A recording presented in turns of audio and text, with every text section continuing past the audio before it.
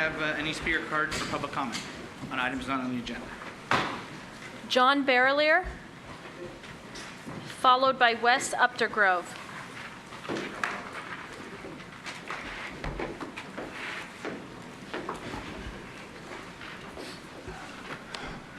On the table in front of you, I've left you folders. It's a petition that I rotated throughout the Senior Citizen Center with 246 signatures who are agreeing with me that the corner of Cunningham and Crystal Springs Road is a very dangerous corner, a deadly corner. Somebody's going to get hurt badly up there. These people agreed with me. Several years ago, I brought to this body in this room, and our mayor, Rico Medina, was in the room at the time, when I brought to their attention that it wasn't wise to have fire trucks shopping on company time because it emptied the firehouse and put the public in jeopardy. That has yet to be resolved in my mind. Tonight I'm coming before you to do the same thing. I'm warning you of a dangerous situation. I was thinking at the time that Mr. Medina came here a few weeks ago, a couple of weeks ago, and rededicated the Senior Citizen Center. It was our anniversary. And among the various things he said was, "Bless you." And I took that to heart.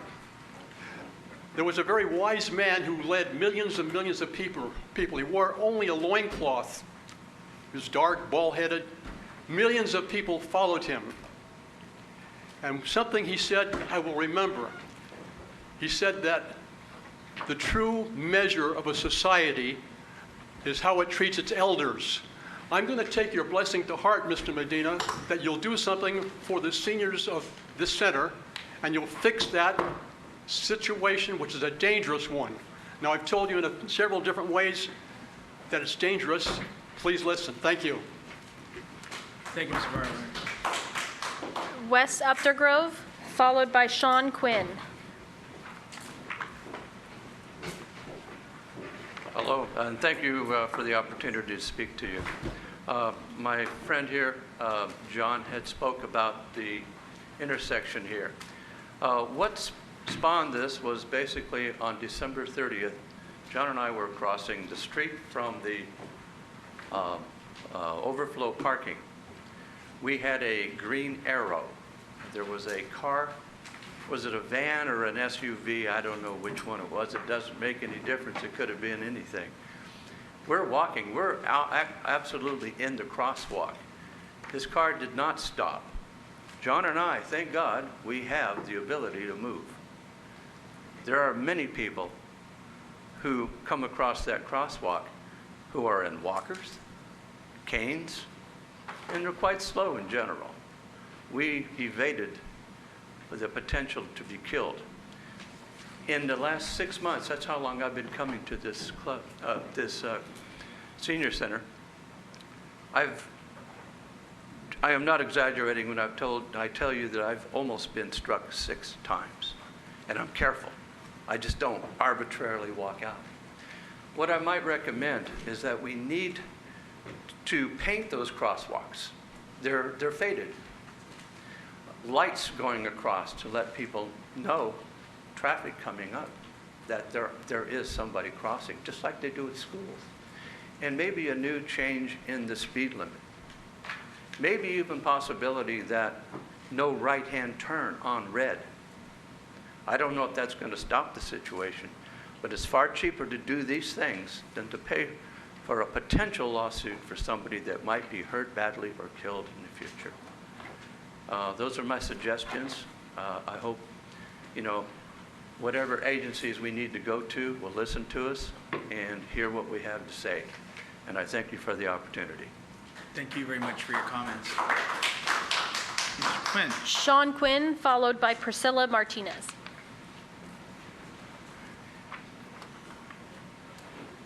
Good evening, Mayor and council members. I just want to talk about the Airbnb, the short-term rentals that you're pursuing right now. And I noticed there was an article a few days ago Vice Mayor was talking about it, and it looks like we're losing focus on that. I hope that you're going to push forward on this, because I think it's a big moneymaker for us. I think some of the figures that were in the study session aren't really that accurate. That TOT tax will bring us quite a bit of money. And there was an article in yesterday's paper about the mayor of South San Francisco attributed their budget windfall of almost $10 million to their TOT tax and their developer fees. So I'm aware that South City has a lot more hotels and that type of stuff, but I think we really need to stay focused on that Airbnb and the whole package, because I think the city is, if we don't follow up on it, we're going to lose a lot of money. Thank you. Thank you, Priscilla Martinez.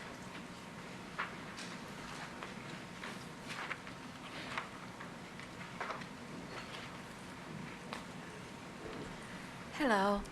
I'm back to address the senior citizen crossings. I was sitting at the lunch desk today selling lunch tickets when two members came in, and the lady that came in said she was shaking like the leaf, and actually she was. Her hands were just like this because she had just witnessed someone almost being hit.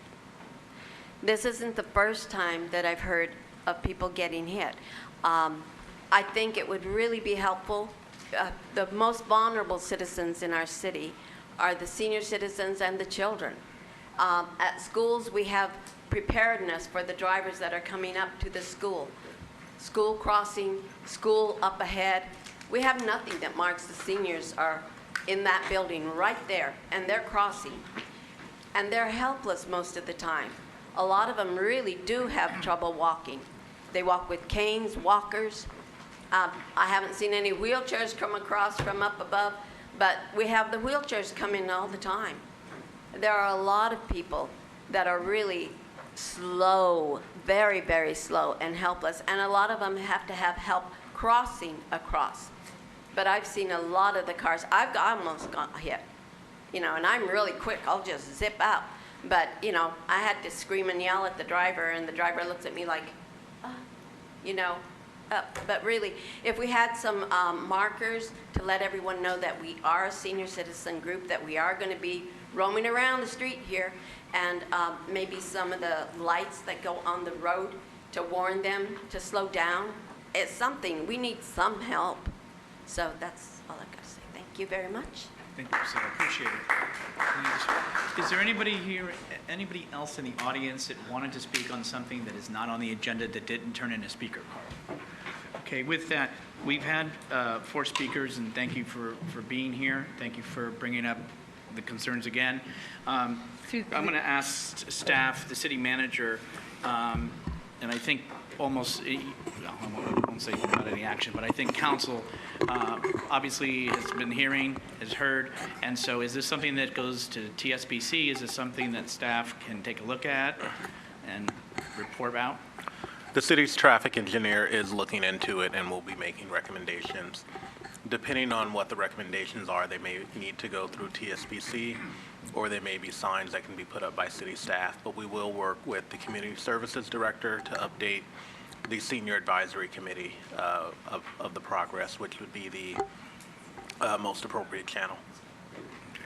And Laura. I was just going to remind residents that, these things are great coming to council, but I think really the appropriate action is to follow through the right committees and subcommittees and commissions. And in this case, the traffic safety, they meet on Wednesdays at 7 o'clock, the first Wednesday of the month. But our city clerk is also a good point person to contact to say, what's the right process if I want to address a problem? And we can get a letter to the committee, and you can attend, put it on an agenda item, and actually get it addressed appropriately. But I thank the residents for being here tonight to address the concerns. Thank you. Good point, Laura. Nobody else? Okay.